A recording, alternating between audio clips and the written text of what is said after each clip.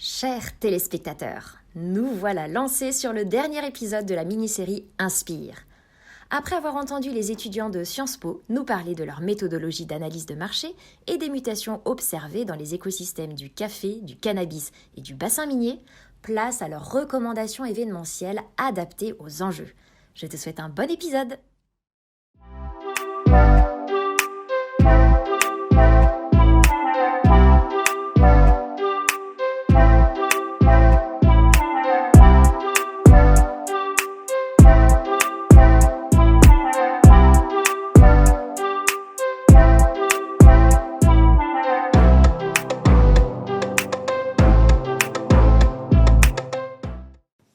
Voici donc dans cette deuxième partie d'émission consacrée aux étudiants de Sciences Po. Nous allons creuser maintenant plus en détail vos projets.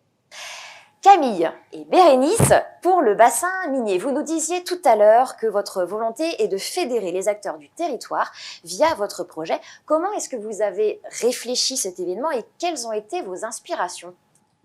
Alors, tout simplement pour pouvoir répondre concrètement à cet enjeu, savoir concrètement ce qu'on pouvait proposer, on est allé voir ce qui se faisait ailleurs. Donc, on a souhaité voir des événements, du moins étudier des événements qui avaient en fait un parti pris très différent à la fois sur le fond et sur la forme, en ce qui concerne le traitement de la culture et du territoire.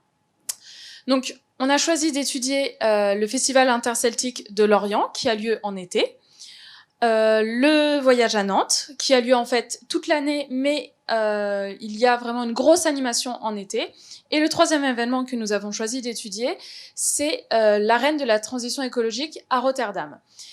Et du coup, en étudiant tout ça, on s'est aperçu que le Festival interceltique de Lorient, il était très centré en fait sur une culture très ancienne, ce qui permettait la dynamisation du territoire de la Bretagne. Le voyage à Nantes, lui, il va plutôt se servir du territoire afin de créer une culture plutôt contemporaine, afin de créer en fait toute la dynamisation du territoire. Et enfin, l'arène de la transition écologique à Rotterdam. L'idée de cette arène, c'est de fédérer les idées de tous les habitants, pour pouvoir en fait créer et transformer la ville et pour qu'elle soit en fait en pleine transition permanente. Et donc en voyant tout ça, nous on s'est dit que notre événement, fallait tout simplement qu'il soit centré sur la culture du bassin minier et que par cette culture, il puisse en fait permettre de créer ensemble le territoire de demain, le territoire du bassin minier et créer en fait l'avenir tous ensemble. Et pour cela, vous avez imaginé un format de plusieurs micro-événements sur le territoire. Pourquoi ? Tout à fait. Alors, nous, ce qu'on vous propose, c'est la boucle du bassin minier, qui est un événement, un grand événement, un grand enchaînement d'événements, donc de 7 petits événements qui a lieu sur l'année, et ce qui permet d'arriver au dernier grand événement, qui est la Grande Agora au Louvre-Lens. Alors, on a choisi de proposer plusieurs petits événements afin, en fait, de pouvoir impliquer les différents acteurs du territoire. Donc, ces acteurs, ça va être les habitants, parce que, évidemment, qui de mieux que les habitants pour parler de son propre territoire, mais aussi la communauté scientifique, les acteurs du divertissement et de la culture, les acteurs du tourisme, les administrations, voilà, plein d'acteurs différents. Et chacun de ces événements, permet en fait de mettre en exergue les piliers que Camille a cités tout à l'heure, c'est-à-dire que chaque événement va pouvoir permettre de transformer le territoire et va pouvoir lui permettre d'avoir une redynamisation grâce à la culture, grâce à la transition énergétique, mais aussi grâce à l'emploi et l'innovation. Donc, pour vous donner quelques exemples, je peux vous parler par exemple de l'épopée de l'énergie qui a lieu en novembre. Donc, cette épopée de l'énergie, c'est une grande journée où les habitants et les touristes sont invités à en fait découvrir l'histoire de l'énergie du bassin minier au centre historique de Leeuwarden. Donc, ils vont pouvoir découvrir l'énergie depuis le charbon qui a été extrait et exploité pendant plusieurs années, pendant plusieurs siècles, jusqu'au grisou, en fait, qui est l'énergie verte qui pourrait être utilisée demain. Donc cet événement, il utilise bien le pilier de la culture et de la transition énergétique. On a d'autres événements comme par exemple les fosses musicales qui ont lieu en mai à la fosse 9 bis, qui sont en fait un double événement qui permet de montrer de montrer en fait qu'un lieu va pouvoir se transformer à partir va pouvoir en fait se transformer en grand lieu culturel et d'innovation. Et donc, là, ce qui est très intéressant dans cette boucle du bassin minier, c'est que la richesse des acteurs qui sont impliqués, mais aussi la mise en valeur des 3 piliers énoncés tout à l'heure par Camille, c'est ça en fait qui va faire toute la richesse de la boucle et qui va permettre vraiment de pouvoir construire ensemble le bassin minier de demain. Très beau projet, merci Bérénice. Donc projet de cette boucle du bassin minier avec plusieurs micro-événements sur le territoire. Merci pour les exemples, en plus vous avez vraiment été loin sur l'imagination du concept. Alors maintenant, concernant l'événement envisagé au sujet du café, on a entendu Aurel que vous projetez en fait de fédérer en amont de cet événement une communauté autour d'une vision, celle du café sensoriel, artisanal et varié, à travers un plan de médias et de communication. Alors, une fois que cette première étape sera opérée, sous quelle forme votre événement est-ce qu'il se déroulerait ?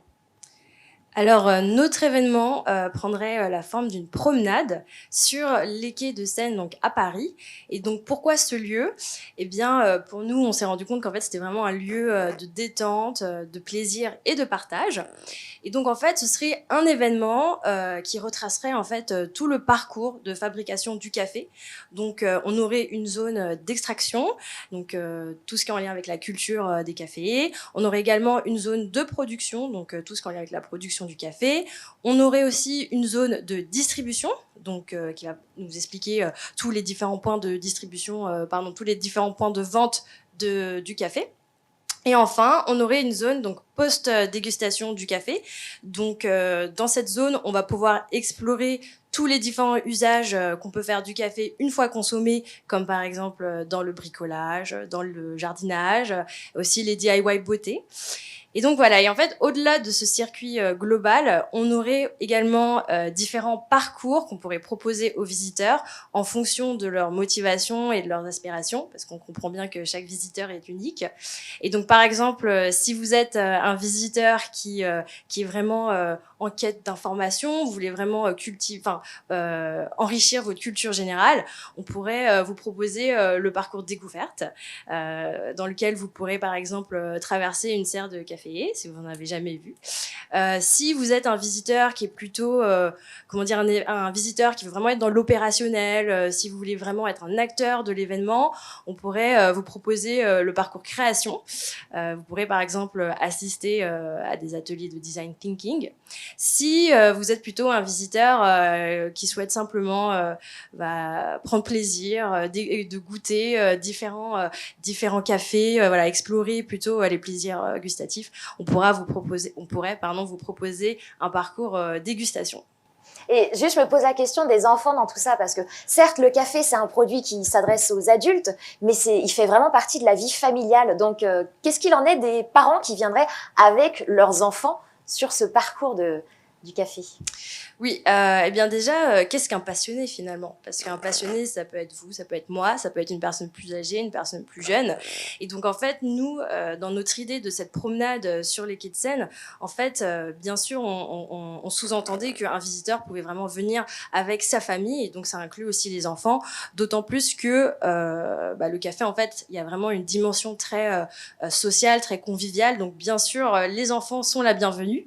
Et donc si un visiteur souhaiterait venir avec ses enfants, eh bien, il y aurait des animations de prévues tout au long du circuit, des ateliers dessin pour les enfants, et bien sûr, une fois que les enfants quitteraient en fait cet événement, eh bien, on pourrait leur remettre un livret avec des jeux, donc pour qu'ils puissent comprendre les problématiques de la filière, mais d'une manière ludique. Ouais. Et on le voit à travers tout ce que tu dis, qu'au-delà du thème du café, on devine à travers les différents parcours que vous avez vraiment envie de porter des valeurs. Est-ce que vous iriez en parallèle du thème jusqu'à affirmer un parti pris, jusqu'à défendre une cause ? Oui, alors la balade café a un engagement écologique très prononcé, d'autant plus qu'en fait c'est une filière qui est vraiment confrontée à des problématiques environnementales. On peut citer par exemple la production de dosettes café à usage unique qui contribue grandement aux déchets ménagers. Il y a également le fait que souvent le café est importé, donc les marchandises en fait parcours de très grande distance, qui peut être un peu polluant. Et donc, la balade café, en fait, nous, on a fait un choix stratégique de vraiment, vouloir sensibiliser en fait le public à ces enjeux environnementaux.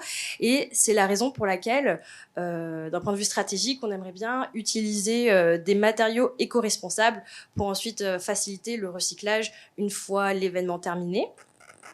On aimerait également sensibiliser le public au tri sélectif. Donc, notre idée, en fait, c'était de prévoir en fait, des poubelles un peu partout sur le circuit. Mais pour rendre le tri sélectif un peu plus fun, on voulait jouer sur des principes de nudge et de gamification. Donc, par exemple, sur une poubelle, s'il y a 2 ouvertures, on aurait par exemple un hashtag Team Thé versus Team Café, encore une fois. Donc, voilà, c'est pour rendre le tri sélectif un peu plus drôle, un peu plus sympa.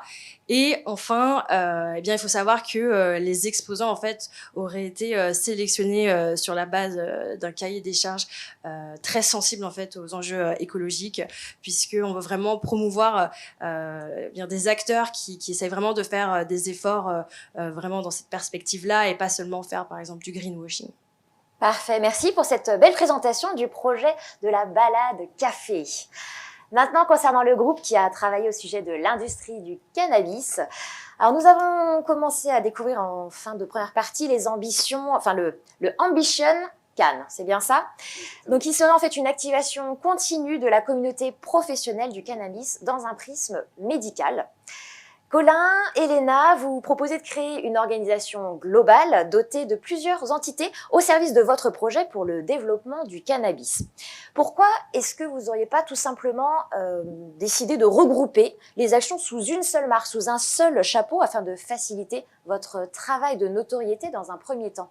Bien, c'est une bonne question et on y a répondu en partant tout d'abord, encore une fois, d'un côté un peu académique du projet et en structurant en fonction de la définition de la marque, que nous, on conçoit effectivement comme un ensemble de signes immatériels et matériels qui permettent à chacun de créer une préférence.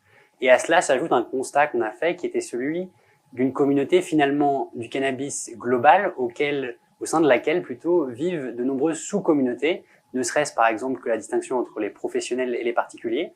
Et pour mieux adresser chacune de ces communautés dans les messages qu'on souhaite leur faire passer, on a donc décidé une organisation tripartite avec effectivement, comme vous l'avez évoqué, Ambition Cannes en haut, qui serait notre événement annuel en France, rassemblant à la fois nos professionnels et nos particuliers, mais également un club d'affaires que nous avons nommé Cannes Business, qui effectivement validera la partie de notre projet qui tend à activer cette communauté tout au long de l'année, au travers d'interventions, de workshops, et ainsi tentant plutôt de créer de nombreuses synergies au sein des acteurs de la filière. Et enfin, un troisième projet qui nous tient extrêmement à cœur, qui est AC 2025, qui n'est donc là pas une entité, mais véritablement une charte que nous souhaitons rédiger avec les parties prenantes de la filière, encore une fois, et qui se voudra être la base de toutes nos actions effectivement de lobbying auprès des partenaires institutionnels, et avec effectivement la tentative de définir un horizon à 2025 pour notre projet, et essayer de visualiser ce que peut être le cannabis thérapeutique en France en 2025. Alors vous avez pensé à votre salon pour qu'il soit à la fois B2B et B2C. Si on revient sur le côté professionnel, comment est-ce que vous avez pensé votre offre pour qu'elle puisse attirer les professionnels? Parce que le thème même du cannabis peut être un frein justement au fait de faire venir des professionnels. Donc, comment est-ce que vous avez réfléchi à ça? Elena? En effet, vous soulevez là une question importante. On sait qu'attirer un public de professionnels, c'est un enjeu pour notre événement. Et on a vraiment conscience de ça et on a souhaité construire notre événement en étant le plus attractif possible pour les professionnels. Et du coup, ça se traduit par plusieurs points. Tout d'abord, on a souhaité proposer une diversité de formats, des workshops dédiés uniquement aux professionnels, mais aussi des ateliers découvertes pour le grand public avec une possibilité pour les professionnels d'y assister. Et enfin, des panels conférences pour réunir nos 2 types de publics. On souhaite également insister particulièrement sur le format de la conférence inversée. qu'on trouve très intéressant. En fait, l'idée, c'est que l'audience, c'est l'audience qui dirige le fil de la discussion au travers d'une session de questions-réponses à un panel d'experts qui est réuni, des experts qui peuvent être dans le monde de la santé, de la réglementation ou encore des études sociologiques et démographiques. Et ce sera donc un véritable moment d'échange à la fois spontané, puisque les questions ne seront pas connues en avance du panel d'experts, et qui permet aussi aux experts de cerner un peu plus les préoccupations de l'audience, qu'on appellera ici donc grand public, à travers les questions qui peuvent être soulevées et posées. Et enfin, on souhaite également transformer notre événement en laboratoire in vivo. En fait, l'idée, c'est que les visiteurs grand public, qui seront présents 2 jours, donc 2 jours sur 5 de notre événement, contribuent à la transformation de l'événement en laboratoire à ciel ouvert. On capitalise donc sur la présence du grand public pour attirer encore plus les professionnels. Et concrètement, ça se traduit comment? En fait, on équipera 100 visiteurs avec des Google Glasses et ça nous permettra d'étudier le comportement des consommateurs, leur manière de se mouvoir dans l'événement, par quoi ils sont attirés en premier, leur vision, ce qu'ils peuvent ressentir au niveau de la sensorialité. Et on souhaite également organiser des tests live de produits à base de CBD qui seront filmés pour que les professionnels puissent mieux appréhender les usages de ces produits. Très bien. Alors, pour terminer sur la présentation de votre projet, une dernière question qui va concerner le lieu où se déroulerait votre événement. Parmi les solutions proposées pour attirer les publics, vous évoquez un partenariat stratégique avec la Cité des Sciences à la Villette à Paris.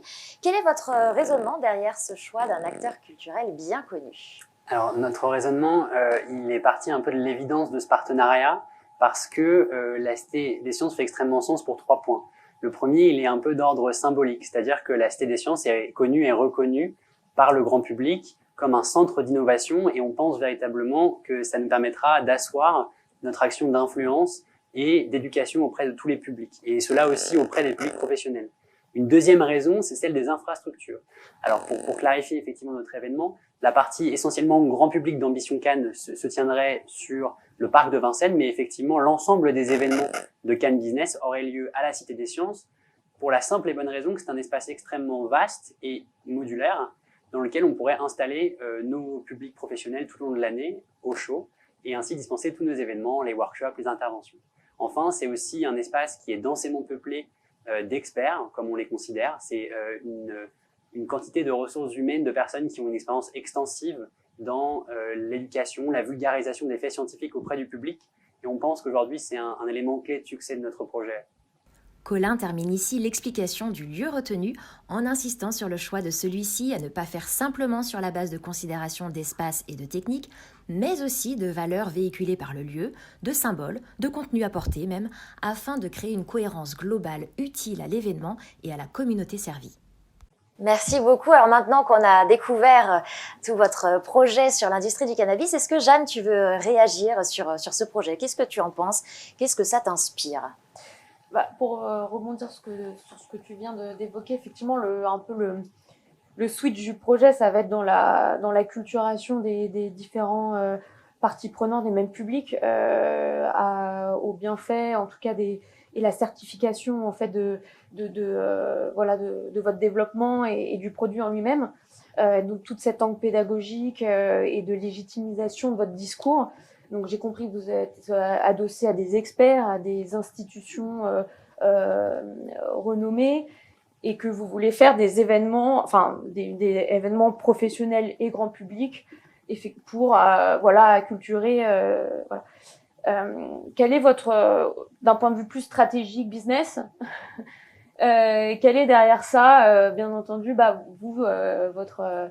votre stratégie, de modèle autour de ça, de développement, etc. Elena, est-ce que tu souhaites? Elena, est-ce que tu as une réponse à apporter sur les ambitions? En fait, à quoi est-ce que vous souhaiteriez que ce projet aboutisse en termes de stratégie marketing et business? Alors, si c'est en termes donc, de business, comme le soulevait Colin, la partie vraiment club d'affaires a toute son importance et c'est vraiment là que va se concentrer le plus gros du business puisque c'est l'activation des professionnels toute l'année et donc leur vendre des services d'échange et également donc d'expertise sur le secteur du cannabis pour pouvoir se lancer à des petits genres de consulting. Donc, c'est à partir de là que se construira notre modèle économique. Et toute la partie le travail sur la légalité du cannabis, la légalisation du cannabis, là, ce sera vraiment pour faire parler du produit et finalement aider en dessous notre communauté de professionnels qui souhaitent se lancer dans ce secteur en faisant du coup autour du cannabis. Je ne sais pas si Colin, tu as une réponse à compléter. Je suis complètement d'accord sur ces points-là. Je dirais aussi qu'il y a un enjeu où on est véritablement en retard aussi en France, c'est celui de la démocratisation du cannabis. Il y a de nombreux index qui ont été créés effectivement en Amérique du Nord, des bourses d'échange avec des valeurs et des titres qui aujourd'hui sont extrêmement bien capitalisés. Donc on aimerait amener les marchés, donc c'est effectivement toujours via Can Business, à accepter l'idée qu'on peut créer un index avec des indices boursiers d'entreprises du cannabis en France et pourquoi pas plus largement effectivement en Europe. Parfait. Je peux peut-être rebondir sur d'autres projets en termes de questions, si je peux Oui, me permettre. Oui, bien sûr, vas-y, on va aussi, peut-être si tu veux, on va conclure la présentation parce que je sais que groupe Bassin Minier et puis le groupe qui a travaillé sur le café s'est projeté aussi sur l'après. Donc, je vais laisser présenter justement ce que vous imaginez. Donc, là, je pars sur la boucle du bassin minier. Quelle serait la continuité de cet événement? Comment est-ce qu'il pourrait poursuivre en fait son rôle voué au rayonnement du territoire? Alors en fait, ce qui est important de préciser par rapport à notre événement, c'est que cette boucle, donc toute cette succession d'événements sur un an, c'est vraiment que la première édition de notre événement, parce qu'en fait, fédérer les acteurs, c'est très important, mais c'est que la première étape d'un long parcours. Donc par la suite, la boucle de l'année suivante, elle aura pour objectif de faire travailler tous ces acteurs ensemble afin qu'ils puissent construire un meilleur futur pour le bassin minier du Nord-Pas-de-Calais. Et donc en fait, à la suite de cette première édition, l'un de nos projets, c'est de filmer un documentaire donc, au cours de cette année afin qu'il puisse être projeté à l'échelle nationale, voire même internationale, afin d'expliquer ses premiers pas vers la transition économique et écologique de la région et de pouvoir la faire rayonner et de rendre fiers ses habitants. D'accord, merci beaucoup. Et puis je vais poser la même question pour le projet La Balade Café au service de la création d'une communauté de passion autour du café. Qu'est-ce que vous attendez d'un tel événement par la suite ? Steve ? Oui. Du coup, nous, on attend plusieurs choses, comme vous l'avez compris. On a un fort engagement sur le café et nous, on souhaite non seulement, donc la première ambition, c'est forcément d'éveiller une passion café chez les consommateurs, mais on a une ambition vraiment sur toute la filière. On veut vraiment faire action sur la filière. Donc concrètement, qu'est-ce que ça veut dire ? C'est à court terme, nous, on veut continuer à croître notre communauté de passionnés. On veut continuer on veut les rassembler, on veut les faire grandir, on veut vraiment agrandir cette communauté. Donc sur les réseaux sociaux, on veut agrandir le nombre de followers qu'on a. On veut vraiment pérenniser notre événement. On veut faire se rencontrer, continuer à se faire rencontrer cette communauté. Donc par ça, pérenniser notre événement, avoir des éditions, des prochaines éditions pour notre balade café. À moyen terme, nous, ce qu'on veut, c'est que vraiment les entreprises intègrent ces retours-là, les retours des passionnés. Nous, on pense que de tout ce dialogue, il va ressortir des échanges et que les entreprises, nous, on espère que les entreprises vont vraiment comprendre qu'il y a un travail à faire sur la filière café, pour promouvoir le café que nous, on pense être celui de l'avenir. Et enfin, à très long terme, on souhaite complètement changer, on espère en tout cas modifier un peu l'image que la population, la société a du café, pour que ce soit plus complémentaire de son aspect aujourd'hui qui est très utilitaire. On a une image très utilitaire du café. On aimerait compléter cette image-là par une expérience plus gustative. On aimerait que le café soit plus associé à la recherche de goût, à la recherche de saveur. On souhaiterait que l'expérience du café soit plus sensorielle, tout simplement, plus rituelle, comme celle du thé. Et donc, nous, à terme, on souhaiterait que le café soit un produit qui soit vraiment passionnel. Merci. Donc, comme ça, on a fait le tour de vos projets, de la suite envisagée. Et du coup, Jeanne, oui, j'ai vu que tu avais des questions et noté des choses. Donc, bien sûr, n'hésite pas. Qu'est-ce que t'as inspiré, en fait, ces 3 présentations. Donc, tu nous as fait un retour sur le projet lié à l'industrie du cannabis et du coup, sur ce projet du bassin minier et de la balade café. Qu'est-ce que tu en penses ? C'est plus des questionnements. Alors, sur le projet plus du bassin minier et sur les communautés territoriales, Je trouve ça une super idée en plus, vraiment, ça va dans la tendance plutôt de la filière événementielle, des micro-événements sur des territoires et comment créer des liens, voilà, entre les parties prenantes territoriaux, mais ancrés déjà sur le territoire. La question c'est comment, c'est un des enjeux aussi parce que finalement quand on va dans ces régions, on avait fait par exemple un événement au Louvre-Lens, ça fait écho il y a 2 ans, ils se connaissent, alors c'est toujours bien de créer du lien entre ces acteurs, ils se connaissent déjà entre eux, et c'est comment ces parties prenantes qui se connaissent entre eux, étant donné que c'est quand même en plus un territoire qui est relativement petit, comment gagner en attractivité plutôt à l'échelle nationale, et comment du coup attirer de nouveaux acteurs et de l'attractivité plutôt touristique ou autre via vos événements, les micro-événements. Voilà, c'est une question plus d'ouverture plutôt qui est aussi bien aussi à l'échelle locale, mais comment le gagner en échelle. Alors effectivement, donc chaque micro-événement a été pensé en fait à différentes échelles. Donc on a effectivement l'échelle des habitants du territoire, mais les événements vont pouvoir aussi rayonner à l'échelle de la France. Par exemple, il y a un événement qui a lieu en septembre, c'est la soirée du développement durable, en fait mon développement durable en une soirée. Et cette soirée, en fait, elle consiste tout simplement à être une sorte de soirée réseautage où des entrepreneurs, de jeunes entrepreneurs vont pouvoir proposer leurs projets à différents investisseurs. Et ces investisseurs, ils vont pouvoir être sur le territoire, mais ils pourront aussi être en France. Parce que, par exemple, si je prends l'exemple du Grisou dont je vous ai parlé tout à l'heure, il y a déjà une start-up qui veut développer le Grisou pour une énergie verte, mais il peut y avoir d'autres énergies qui peuvent être développées déjà dans le bassin minier et pourquoi pas s'étendre dans la France entière. Il y a aussi des événements qui sont plutôt audiovisuels, où là, il y a des écoles qui sont mobilisées pour pouvoir créer des films, des événements, des événements voilà, autour de l'audiovisuel, autour du bassin pour le mettre en valeur. Effectivement, donc à l'intérieur même du bassin, mais j'ai envie de dire, il n'y a presque pas besoin de le mettre en valeur à l'intérieur même. Ces productions-là, elles seront vraiment faites pour le faire rayonner sur la France entière, en fait. Donc voilà, donc chaque petit événement a été pensé pour que chaque communauté, à la fois à l'intérieur du bassin, mais aussi en France, et pourquoi pas dans le monde aussi, parce que le grand événement à la fin, qui est donc la grande agora du Louvre-Lens, eh bien, en fait, on va pouvoir inviter des représentants des différents bassins miniers dans le monde. Je pense, par exemple, il y a des bassins au Brésil, il y a des bassins en Autriche, même au Japon. Donc, pourquoi pas avoir une grande agora complètement polyglotte et pourquoi pas développer cet événement à l'échelle mondiale sur chacun des bassins, quoi. On peut rêver. C'est une vraie bonne idée. Lier l'ensemble des bassins à l'échelle plutôt internationale. Ça peut faire un grand réseau et ça peut être très, très intéressant. Ouais. Effectivement, donc localement, c'est vraiment de rendre fiers les habitants et après, ça peut aller beaucoup plus loin sur le rayonnement et de mettre en lien différents territoires qui font écho. C'est exactement ça. Super. Voilà. Merci. Jeanne, est-ce que tu avais d'autres questions à poser pour en savoir plus? Pour la fin, dernière question quand même, parce que j'ai pas posé de questions pour la Passion Café.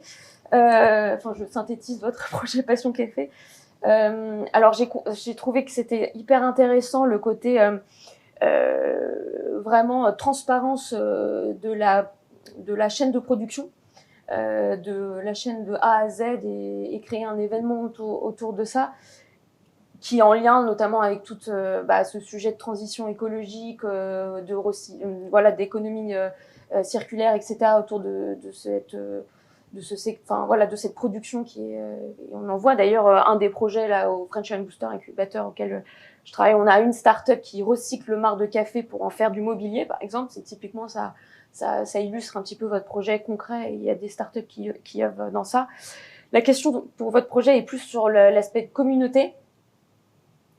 C'est que vous avez évoqué au tout début dans les enjeux là de ce soir le fait que c'est déjà finalement, même si c'est moins que le thé par rapport à vos études, c'est déjà quand même des passionnés. La question c'est comment créer une communauté de passionnés, enfin un peu tout ce qu'on appelle tribu marketing. Comment créer une tribu de passionnés, étant donné que c'est déjà des passionnés, première question. Et dans votre événement, pour faire le lien avec plutôt votre projet, vous avez beaucoup parlé de l'aspect expérientiel, sensoriel qui est en lien, l'odeur, etc. avec le sujet. Comment derrière vous créez de l'activation voilà, sur votre événement?